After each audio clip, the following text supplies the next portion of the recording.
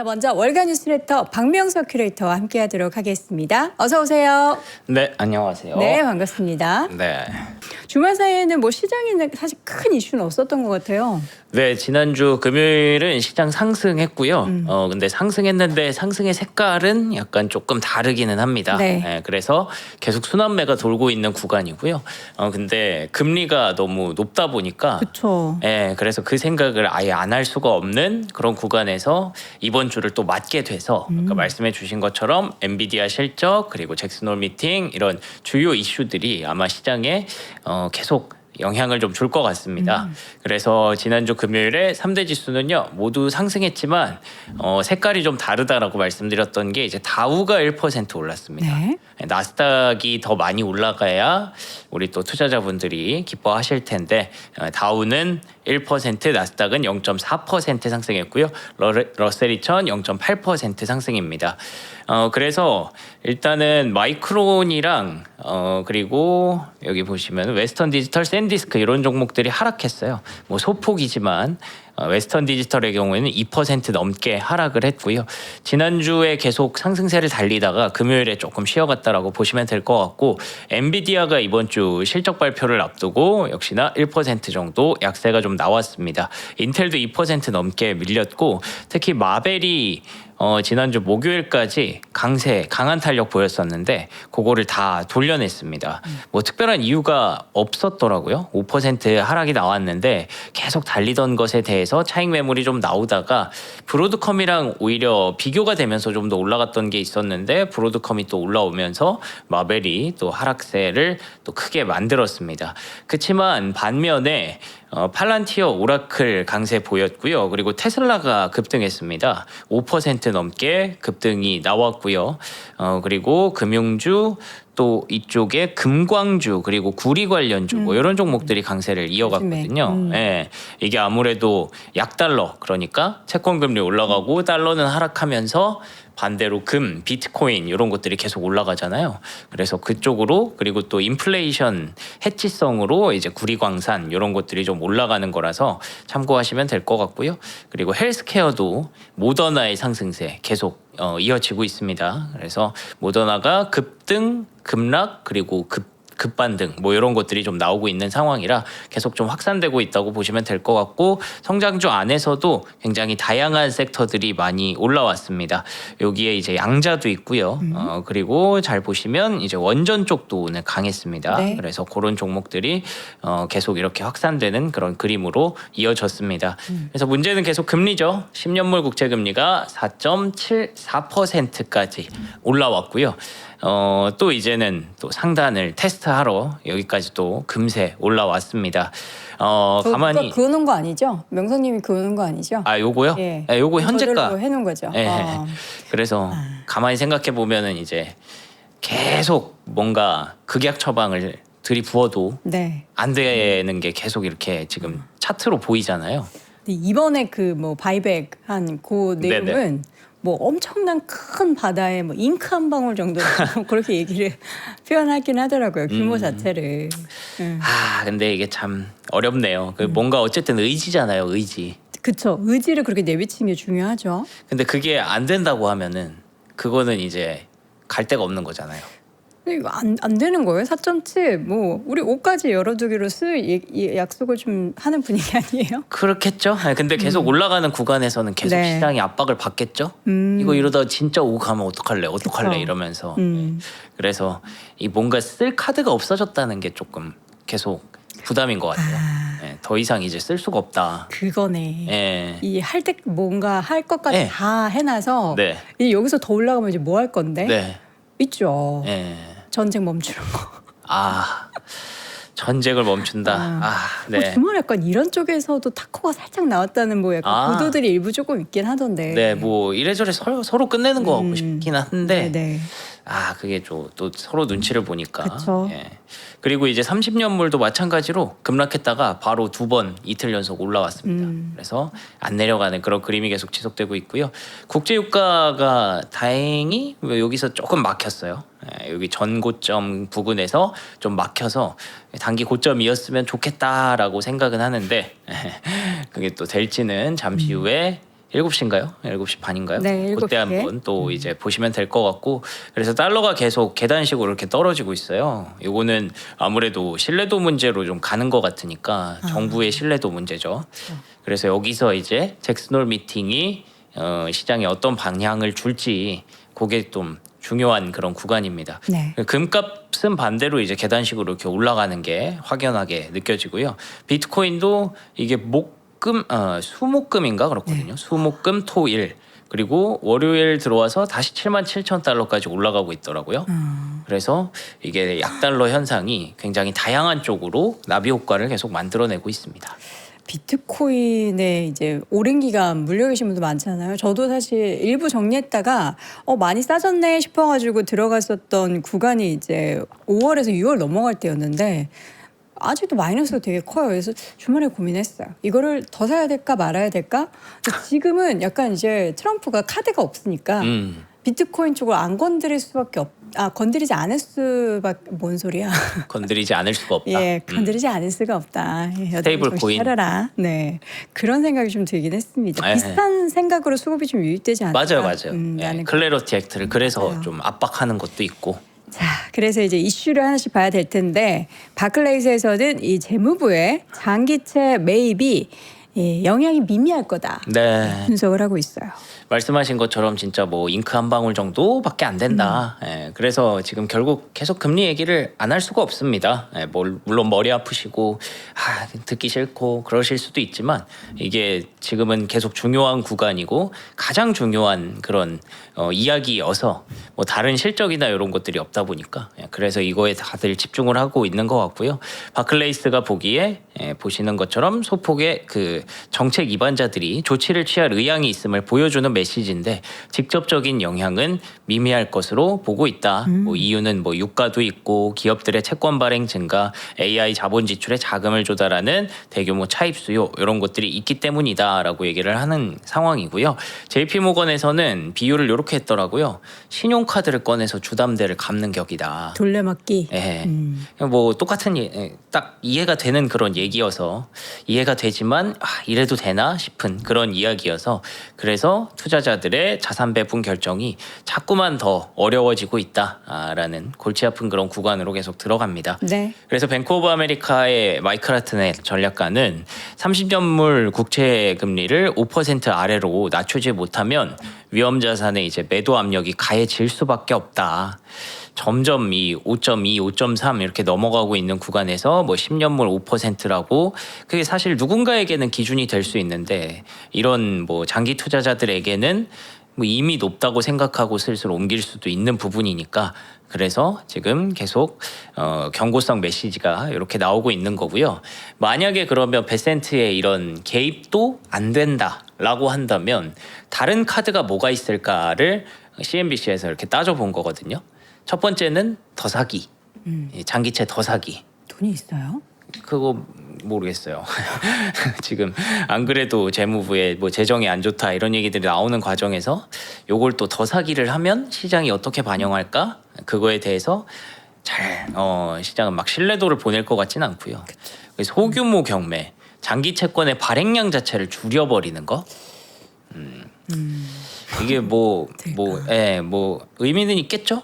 가능성은 있겠지만 이게 베센트 장관이 옛날에 옐런 전 장관이 했던 거를 되게 비판했던 인물이라서 지금 하는 것 자체도 되게 베센트 장관이 원래 하던 행동과 조금 다른 행동이어서 요것도 글쎄라는 얘기들을 하고 있습니다. 그리고 소규모 경매를 대규모로 진행하는 방법 그리고 베센트 풋 전략 활용 뭐 이런 것들이 있는데 다들 물음표를 보내고 있는 그런 상황이고 그래서 뜬금없이 트럼프 대통령은 이런 얘기를 합니다. 채권 시장에 군사력을 사용할 수 있다. 이게 도대체 무슨 말인지 잘 모르겠어요. 저는. 그래서 이게 미국에서도 채권 자경단이니까 자경단을. 근데 이게 아마 좀 위험한 얘기일 수도 있어요. 그러니까 그쵸. 미군을 동원할 수도 있다라고 위협하고 있는 거면은 뭔가 또 전쟁을 뭐 어느 곳에서 또 할 수도 있다라는 얘기일 수 있어서 그래서 군사력을 활용해서 채권 시장을 안정시킨다라는 얘기라서 이게 좀 다들 미국에서도 우리가 이거 제대로 본 게 맞아?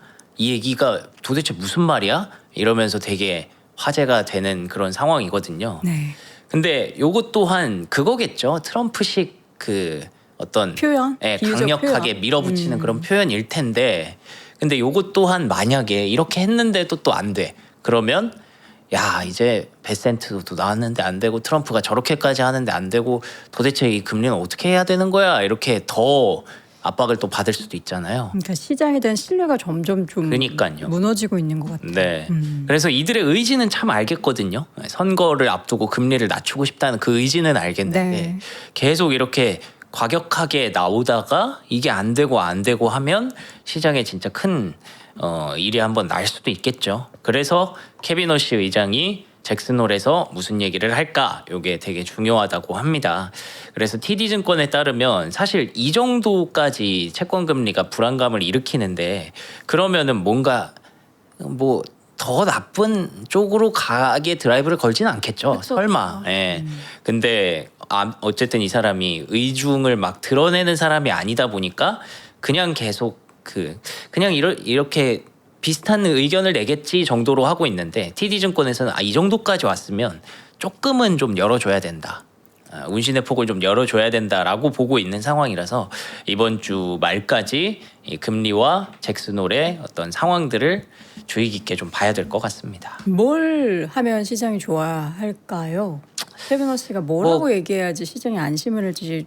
저는 뭘 얘기를 해도 이제 워시도 별로 안 믿을, 다 같은 사람인 것 같잖아요. 트럼프, 베센트 이번에도 그렇고 워시도 그렇고 그냥 세 명이서 뭘 얘기를 해도 자기네들끼리 꿍꿍이가 있을 것 같고 뭔가 다 진정시키려고 하는 미봉책일 것 같고. 그러게요. 예, 뭔가 답을 내리기는 어려울 것 그쵸. 같은데 결국 시장이 궁극적으로 궁금해하는 포인트들이 이거 물가 계속 올라가고 AI에 대해서 투자가 많이 늘어나니까 계속 이렇게 금리는 올라가고 이런 건데 뭐 비슷하겠죠. 뭐 물가는 일시적이다부터 시작해서 이제 AI에 투자를 늘려도 AI가 고도의 발전을 하면 결국 물가를 낮출 수 있다. 뭐 이런 얘기를 한다든가 그런 거라도 좀 해달라라고 원하고 있는 것 같습니다. 네, 과연 이번 주에 우리가 이제 기대하고 있는 만큼 뭔가 나오게 될지 지켜보겠습니다. 자, 대이란 강경책에 대해서 중국의 반발의 가능성이 있다. 이런 네. 얘기인데요.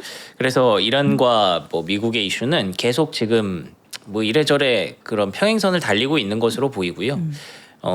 이란이 미국의 어떤 약점이라고 할까요? 그 금리에 있다는 거를 되게 명확하게 파악하고 있는 거를 느껴지더라고요. 아라그치 장관이 네. 너네 그런 식으로 간다고? 그러면 너희 금리가 어떻게 될까? 뭐 이런 식으로 엑셀 진짜 올려요. 대놓고. 예, 그게 제가 아침에 일어나서 보니까 또 있더라고요.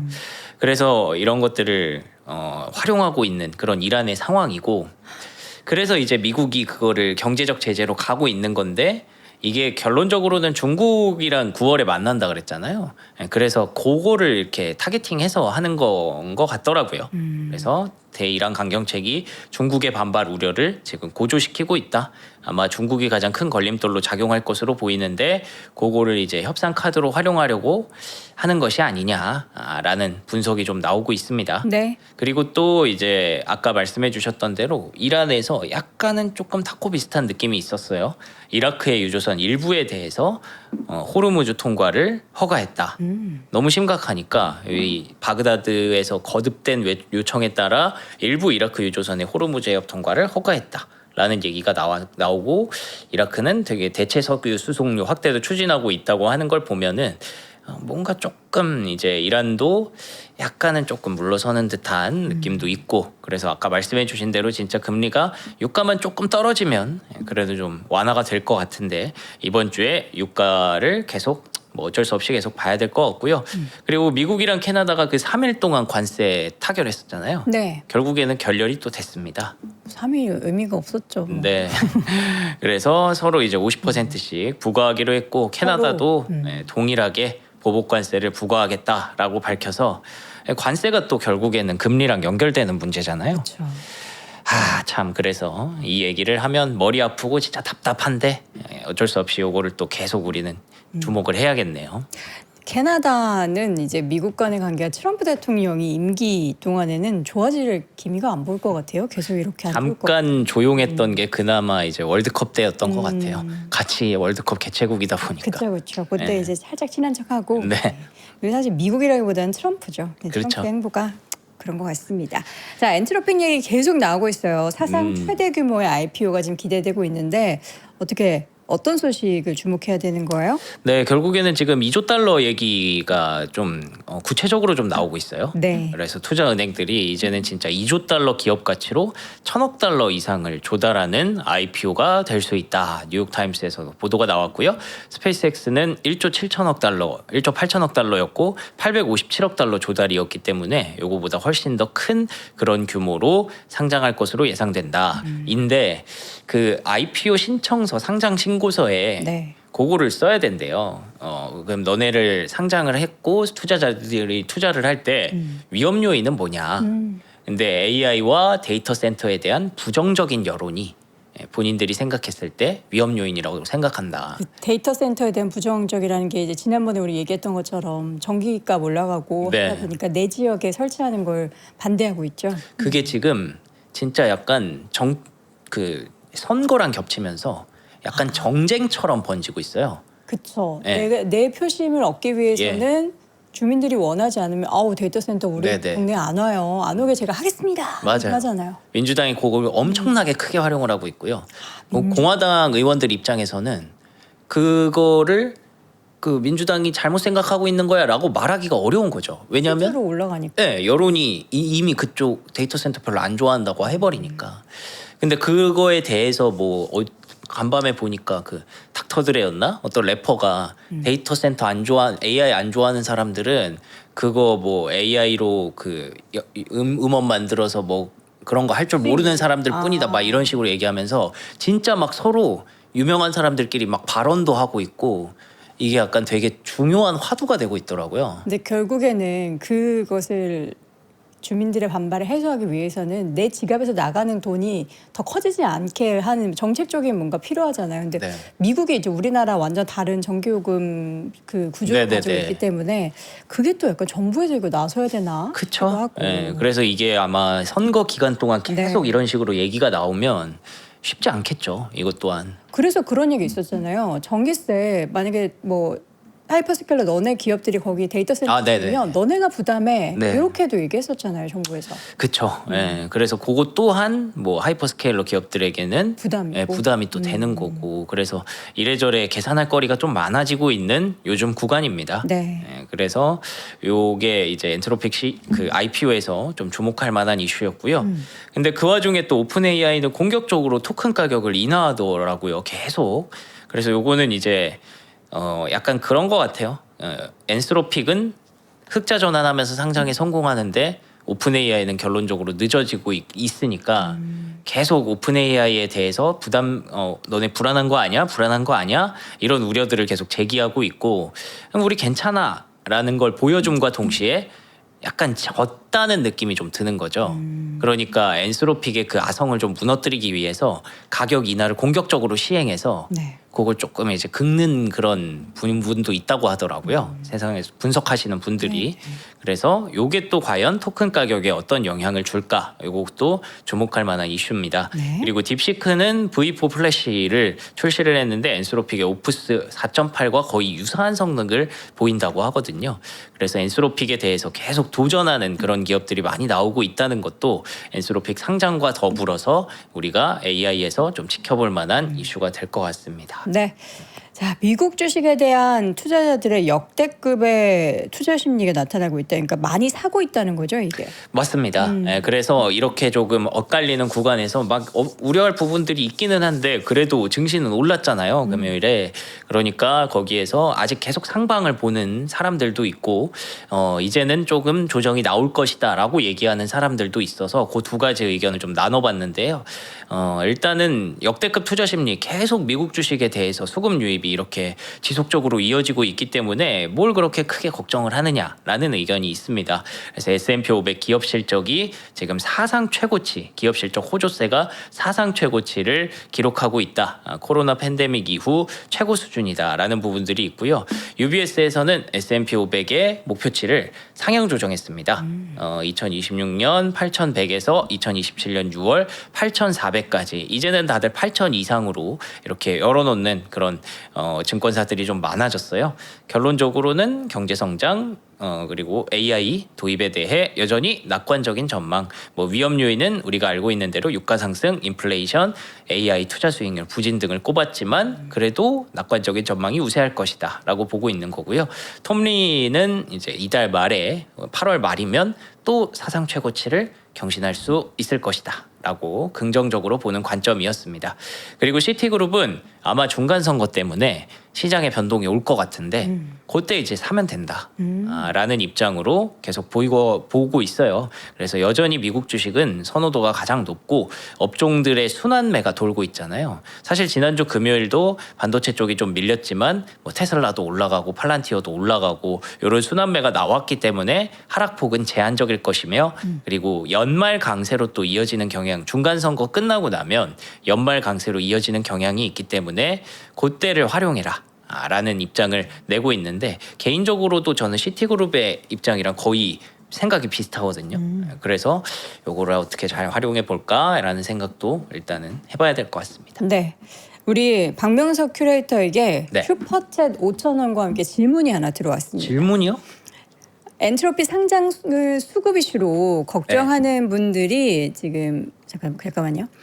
많은 것 같은데 네. 엔트로픽 상장이 흥행할수록 점점 더 자금 조달의 가능성이 부각되면서 그러니까 돈 많이 들어올 거라는 기대감이 컴퓨터 투자에 대한 기대감으로 이어지면서 우리나라 메모리 산업의 반등이 가속화될 것 같다라는 생각을 지금 하시나 봐요. 오유. 그래서 이거를 이제 큐레이터인 박명석 큐레이터 어떻게 보냐. 항상 아침마다 고생해 주셔서 감사합니다. 그러니까 돈이 엔트로픽이 많이 들어온다고? 그러면 이 돈이 어디 가겠어? 우리나라 메모리 기업한테 갈 거 아니야.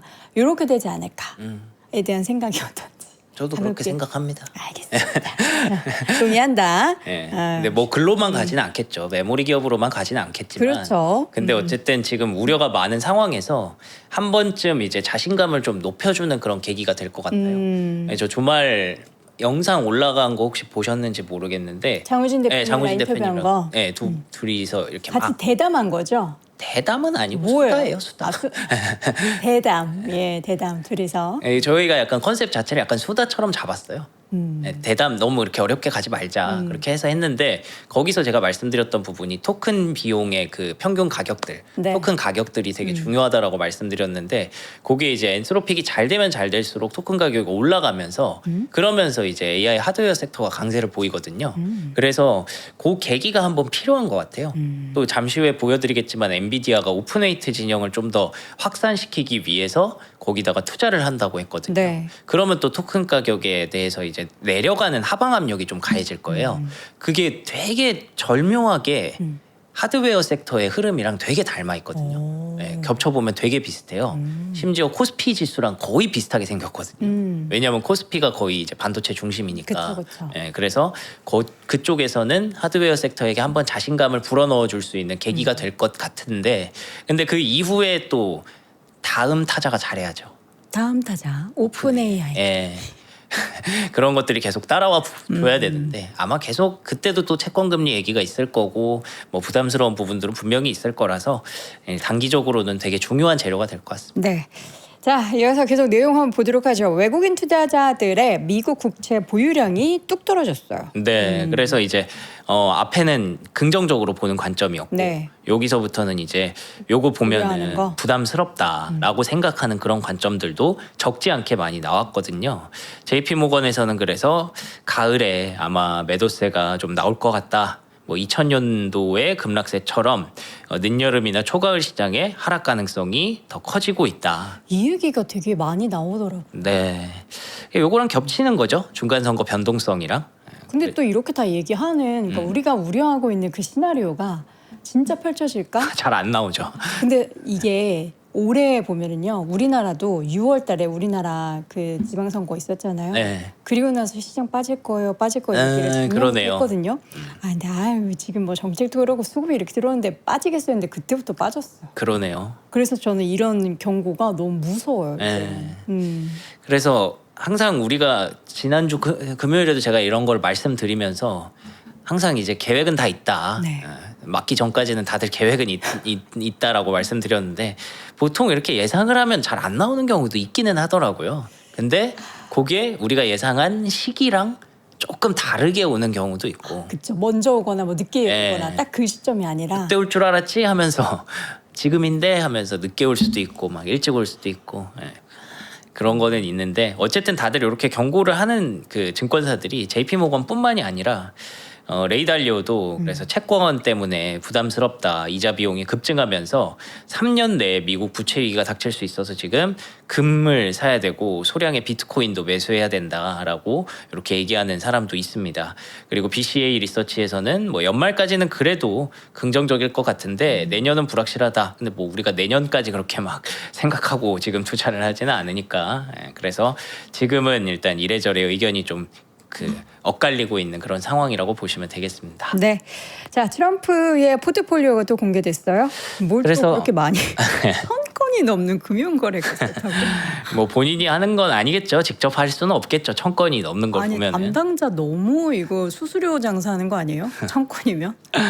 네, 천 몇백 건이라고 1,050건? 네, ETF 채권 주식 포함해서 6월에 있었던 거에 공개가 된 거거든요. 네.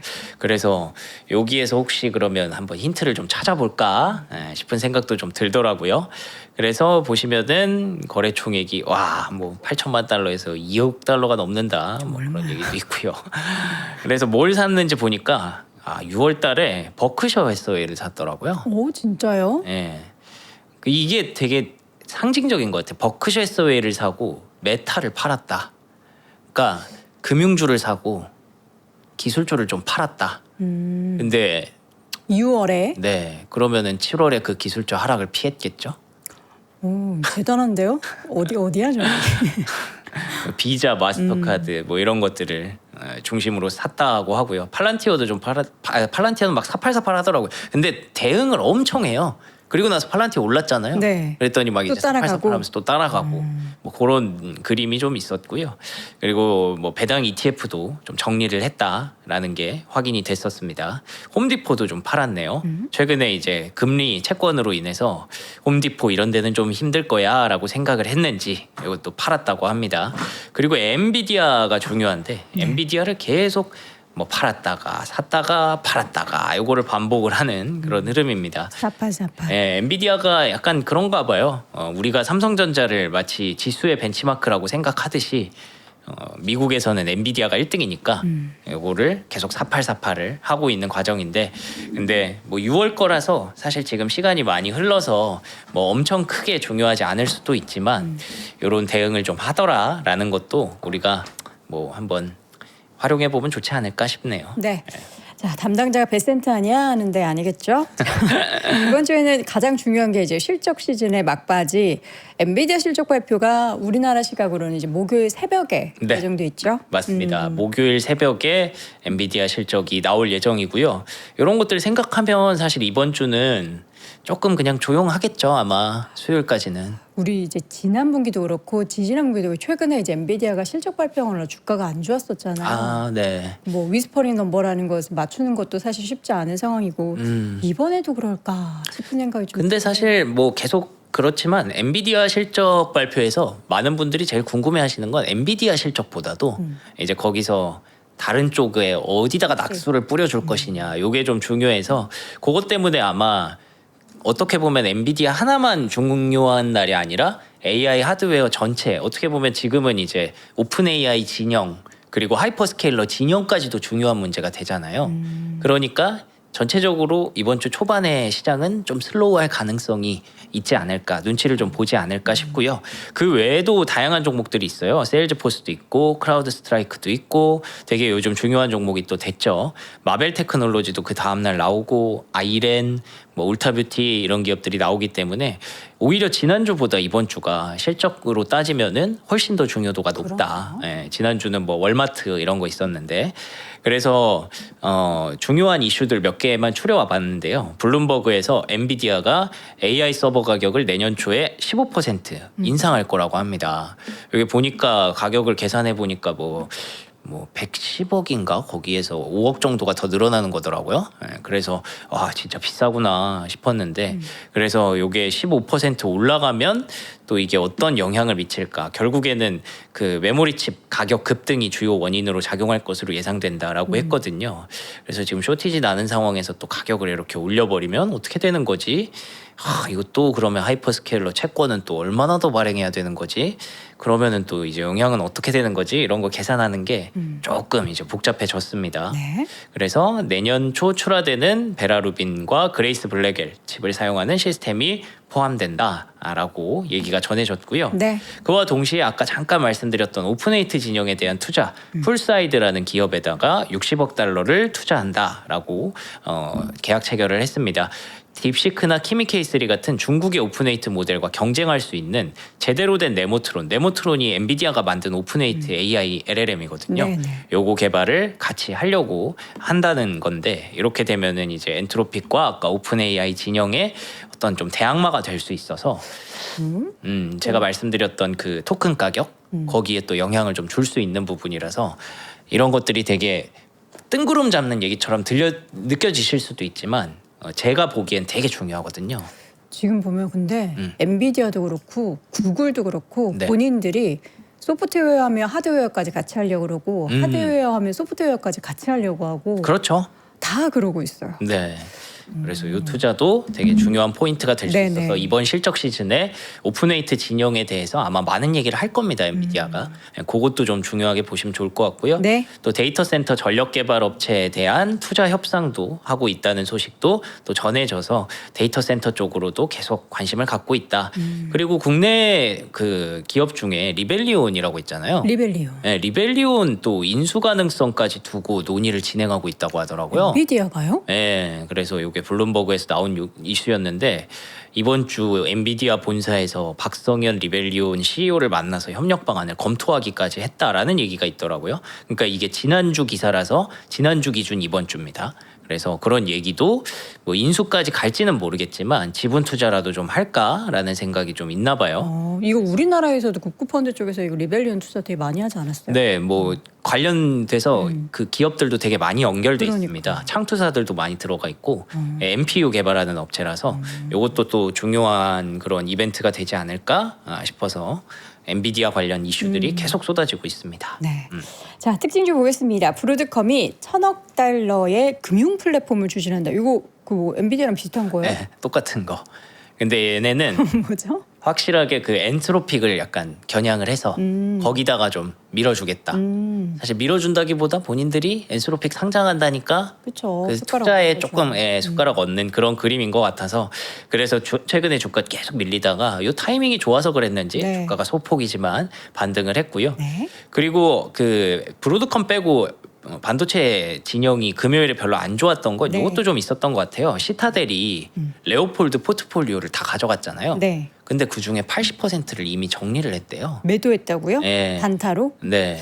왜 이렇게 빨리 팔았지? 그래서 엄청 낮은 가격에 가져왔으니까 네. 그게 너무 그 수량이 많으니까 그 중에 80%를 미리 정리를 좀 했다. 80이면 그냥 다 정리한 거 아니에요? 사실상 그렇죠. 네. 그래서 요거를 뭐 블록 데이터라고 하나, 블록 딜이라고 하나, 그런 블록 거래가 있었더라고요. 블록 트레이드. 그럼 블록 딜러 누군가에게 또 매각을 한 거겠죠, 한꺼번에? 그렇겠죠. 그런 얘기도 있어서 네. 약간 조금 부담스러웠나 싶기도 했고요. 그리고 삼성전자가 지난주 금요일에 장 끝나고 주주환원 정책을 발표했잖아요. 근데 거기 넥스트레이드에서 이미 약간 결론이 좀 나오더라고요. 삼성전자 주가는 넥스트레이드에서 빠지고 하이닉스 주가는 좀 올라가는 현상이 있었는데 네. 주주환원책이 모건 스탠리에서 봐도 예상치보다 조금 아쉬웠다. 라는 얘기가 있습니다.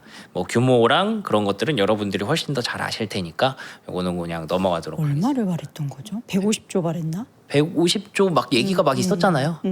근데 110조가 나왔고 거기서 또 뭐 15조 정도를 산다고 했는데 그게 이제 직원들 주는 거라면서요. 그래서 그게 조금 아쉬웠다라는 부분이었고 그리고 또 YMTC 이 양쯔 메모리죠. 네. 요게 또 이제 IPO 신청 승인이 됐습니다. 중국 바쁘다. 지금 벌써 이제 유니트리 상장했고 그쵸. 그전에 창신 창신 유니트리, 상장했고 이제 양쯔까지 막 노젓는 거죠 중국이. 그쵸. 돈 땡기려고. 그래서 요거까지 또 중요한 이슈 중에 하나가 될 것 같네요. 네. 이번 주에. 테슬라의 주가 급등 정말 오랜만에 초록불이 진하게 들어왔는데 그니까요. 무슨 일 때문일까요?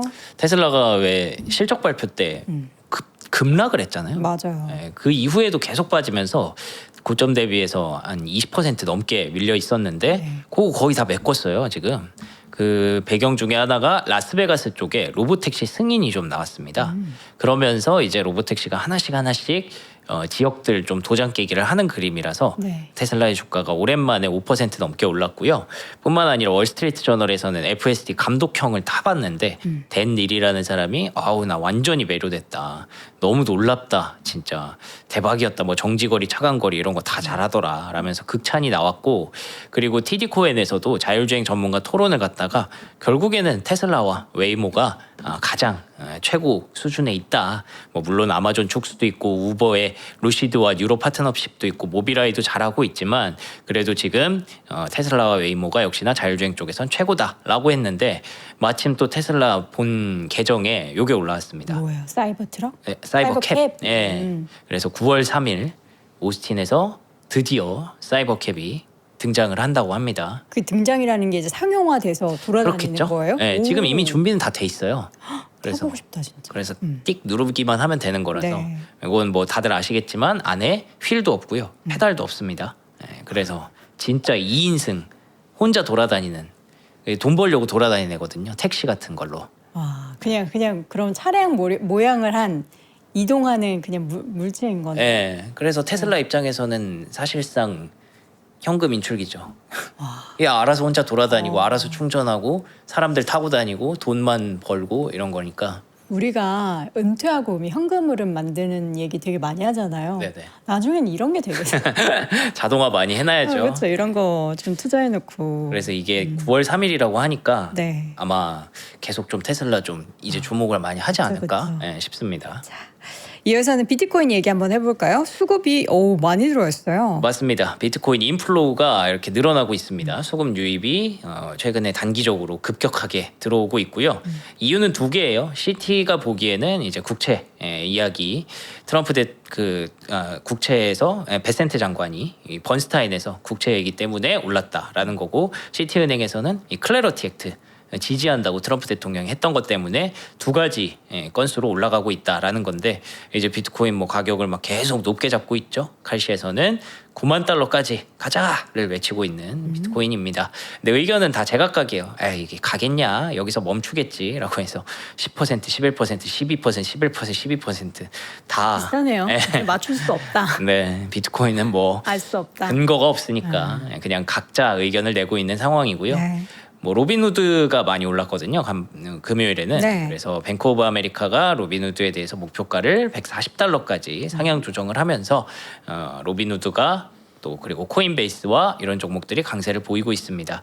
이와 동시에 이게 결국에는 고금리, 약달러 이런 것 때문에 올라가는 거라면, 고금리 상황에서 이제 금융주 골드만삭스 3.7% 올라갔고요. 뉴몬트, 와 이거 기울기가 장난이 아니에요. 금광 관련 주잖아요. 네. 여기까지 금값보다 더 세게 올라갑니다. 원래 항상 광산 관련 주들이 더 많이 올라가는데 그렇더라고요. 밑에서 살 걸. 그러니까요. 그리고 또 이제 금광뿐만 아니라 구리 가격 관련주 프리포트 맥모란 이런 것도 7% 넘게 급등을 했고요. 카메코는 이제 우라늄 쪽이거든요. 그래서 이 그 원자재 관련주들이 많이 올랐어요. 그래서 이게 어떻게 보면 좀 해치 수단으로 지금 인플레이션 시대, 고금리 시대에 해치 수단으로 좀 작용하고 있는 것 같아서 이런 것들도 특징 중에 하나였습니다. 월마트가 지난주에 엄청 하락했잖아요. 실적 네. 발표가 나고서. 근데 또 월가의 의견은 조금 다르네요. 매수의 의견이다. 네, 맞습니다. 월마트가 급락이 나왔고 이틀째 이제 양봉을 만들었지만 거의 막 뭐 고점에 이렇게 달려 있는 그런 차트가 만들어져 버렸거든요. 근데 JP 모건에서는 월마트 이 정도 빠졌으면 매수 기회다라고 하는 쪽이 있는데 월마트 밸류에이션이 꽤 비싸더라고요. 30배가 넘더라고요. 그래요? 예. 그래서 아직도 나는 부담스럽다라고 얘기하는 투자자들도 있고. 근데 월마트는 뭐 사실 뭐 의견이 다 비슷하겠죠. 그래서 애널리스트들 44명 중에 40명이 여전히 매수 기회라고 생각을 한다라는 분석이 있었고요. 그리고 모더나가 말씀드린 것처럼 180% 폭등하고 한 30% 빠졌는데 그리고 나서 이제 그 다음 날도 좀 붙어서 갔습니다. 근데 이게 항상 뭐 폭등 이후에 오는 그런 변동성 장세 중에 하나일 것 같고요. 여기서 이제 수급 방향성에 따라서 가는 거니까 이건 뭐 고수의 영역이긴 한데 어쨌든 헬스케어 쪽에서는 모더나 영향으로 흐름이 나쁘지 않아서 모더나를 대표적으로 말씀드렸고요. 이 외에 중소형주들이 계속 트레이딩 물망에 오르고 있습니다. 아무래도 네. 금리 때문에 다른 거 계산하기 귀찮으니까 그냥 이런 걸로 개인 투자자들 막 하고 있는 것 같아요. 네. 아이온큐 이 양자 관련주 그리고 AST 스페이스 모바일 우주 관련주도 이유가 별로 없는데 이렇게 강한 탄력이 좀 나오더라고요. 이게 금요일 시장의 특징이었습니다. 네, 이렇게 해서 특징주까지 쭉 확인을 해봤고요. 월요일에 여러분 더 약간 허기지지 않으세요? 저는 이제 보통 저녁을 안 먹긴 하는데 주말에 저녁을 나도 모르게 먹다 보니까 이 원래 밥 많이 먹으면은 아침이 되게 허기지잖아요. 그래서 준비해 주셨나 봅니다. 침 한번 삼키고요. 워커힐의 한우. 도가니탕. 여러분 요새 이제 도가니 많이 안 좋아질 그런 계절이에요. 바람 싹 불고 하면은 그럴 때는 도가니탕을 먹어서 채워줘야 돼요. 무슨 헛소리인가 싶죠? 저도 그렇게 생각해요. 지금 국물이 진짜 뽀예요. 이 우유 같은 육수로 뽀얀 국물이고 도가니가 이렇게 들어가 있습니다. 한번 먹어볼게요. 소금이 안 들어갔네. 아, 우리 매니저님이 소금 치시는 거 깜빡하셨나 보네. 그냥 건강하게 먹어요. 근데 네. 진짜 뽀얗죠? 근데 그 소금이 없으니까 오히려 더 담백하다. 이 국물에 그 깊이가 느껴져요. 진짜 뽀얀 국물이 되게 진하게 우려진 그런 도가니탕입니다. 국내산 한우 암소로 끓인 진한 국물, 쫄깃한 소스지와 부드러운 사태가 듬뿍 들어가 있고요. 이게 900g짜리예요. 요거를 이제 저희가 3팩을 준비했는데 요게 하나에 그러니까 3인분 정도라고 생각하시면 돼요. 각각 하면은 이제 9인분이 되는 거죠. 요거 3만 원대 준비했습니다. 실온 보관으로 냉장고에 보관하실 필요 없어요. 그러니까 이거를 가지고 오셔서 우리 막 냉동고나 냉장고에 이렇게 넣어놓으면은 또 자리 꽉 차잖아요. 그런 걱정하실 필요 없고 2027년 2월 19일까지 소비 기한도 넉넉합니다. 요거 바쁜 일상 속에서 여러분의 든든한 한 끼가 될 워커힐 도가니탕. 아시죠, 여러분? 저 물에 빠진 고기 진짜 싫어하잖아요. 근데 지금 소금 안 쳤는데도 약간 고기 맛이 좀 들어가면 약간 고기 비린내 이런 건 날 수 있는데 전혀 그렇지 않고요. 되게 깔끔한 그런 맛이니까 여기다가 바글바글하게 끓여서 깍두기, 김치 이렇게 딱 얹어가지고 먹으면 최고입니다. 집에서 파 송송 썰으셔가지고 도가니탕 이거 꼭 함께 하시면 좋을 것 같고요. 자, 이어서는 애플의 아이패드 9세대 풀세트를 준비했습니다. 지금 애플이 몇 세대예요? 혹시 알아요? 모르겠네요. 제가 사실 아이패드는 잘 몰라서 애플 아이패드 이런 걸 사본 적이 없어가지고 근데 이게 뭐야 깜짝이야 진짜 저렴하게 나왔어요. 요거 다 드립니다. 풀세트 오. 키보드 드리고요. 요거 케이스 이렇게 세울 수 있죠? 이렇게 해가지고 세울 수 있는 케이스 너무 귀엽다. 이거 아이들용으로 좋겠네. 아이들 중에서도 엄마 나 갤럭시 싫어 나는 아이니까 아이 죄송합니다. 애플 쓰고 싶어 이렇게 생각할 수도 있는데 펜도 들어있어요. 이렇게 펜까지 구성으로 들어가 있는 이 풀세트를 저희가 35만 9천 원에 준비했습니다. 와이파이 모델은 35만 9천 원, LTE 모델을 원하시는 분들은 여기에 2만 원만 더 추가하시면 돼요. 와이파이는 실버 64기가짜리 그리고 LTE 모델은 그레이 컬러로 64기가짜리로 준비했고요.